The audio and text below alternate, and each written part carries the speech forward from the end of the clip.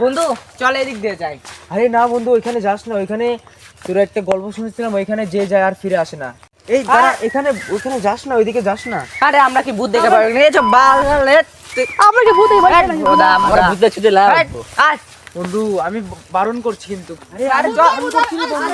আরে রাস না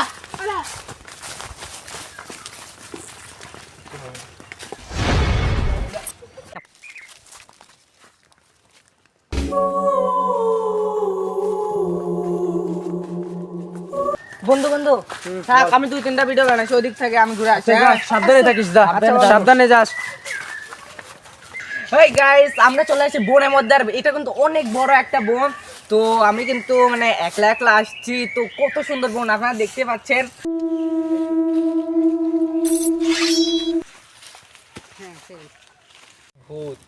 শরণ তো অনেকক্ষণই গেল। আরে যাকে খুঁজে আন যা, অনেকক্ষণ যা। দাদুরাম থাকে খুঁজে আসি ফোন দিয়ে। আরে শোন, কোথায় শোন দিকে আসলো? আরে এটা তো শোনের ফোনটা কিছু। তাহলে থাক, যেহেতু ও নাই তাহলে আমি একটা টিকটক ভিডিও বানাই। বাঁচাও বাঁচাও, আমাকে কেউ বাঁচাও। আরে এটা তাহে ছিলেন না? আরে হ্যাঁ বন্ধু, আমি তোকে আগেই বারণ করেছিলাম, এই জঙ্গলটা অনেক ভয়ঙ্কর। এটা হলো রোড নাম্বার 69। আরে বন্ধু, আমাদের 2টা বন্ধু তো হারিয়ে গেল, এখন কি করবো আমরা? তারা বন্ধু, আমি একটা কুল যাচ্ছি শুনি। চল আমরা যাই ওইখানে, ওইদিকে তাড়াতাড়ি চল।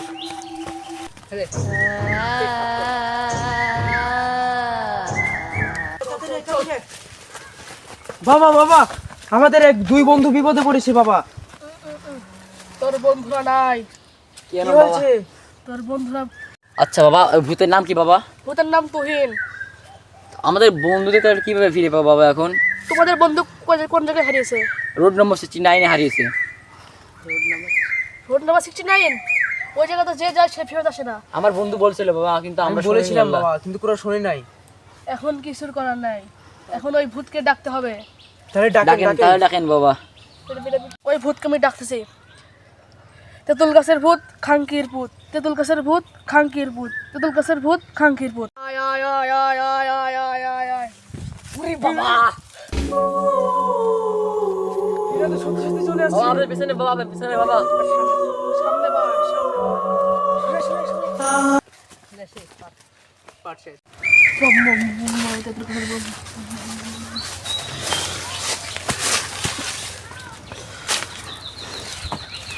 তুই কি মনে বলছিস বল? মিতালি শুনবি? বলেন। একদিন আমি রাস্তায় বের হয়েছি আমার প্যান্ট ঠিক করার সময় একটা R15 এসে আমার গার উপর দিয়ে তুলে দিয়েছিল। মানে আমি না বাঁচা মারা গেছিলাম। পরেই 3জন লোক এসে আমার সাথে প্রতারণা করে বা ব্লগ বানাতে শুরু করে, টিকটক ভিডিও বানাতে শুরু করে। এই টিকটক বানানো দেখতে দেখে আমার এদের প্রতি ঘৃণা চলে আসে। এই জন্য আমি তাদের এইরকম ভাবে প্রতিশোধ নিয়েছি। শুনলি তাহলে কি হয়েছিল? হ্যাঁ, আপনার কথাটা শুনে অনেক দুঃখ পেলাম। সেদিন থেকে আমার রাগ টিকটকার কাপড় ফুলকারের উপর, ওদের উপর সে রাগ। যাই যে আমার এই জঙ্গলে আসে ছবি ওঠে ভিডিও করে তাদের উপরে রাগ।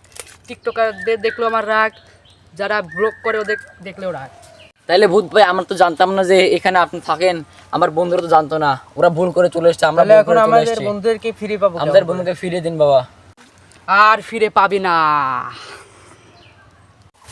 গাইস, ভিডিওটা বানাতে কিন্তু অনেক কষ্ট হয়েছে। যারা এখনো চ্যানেলটি সাবস্ক্রাইব করে নাই, দ্রুত চ্যানেলটি সাবস্ক্রাইব করে দেন। আমরা এরকমই মজার মজার ভিডিও আপনাদের মাঝে শেয়ার করব। তো যারা সাবস্ক্রাইব করে নাই, দ্রুত সাবস্ক্রাইব করে আমাদের পাশে থাকুন। সবাইকে আল্লাহ হাফেজ।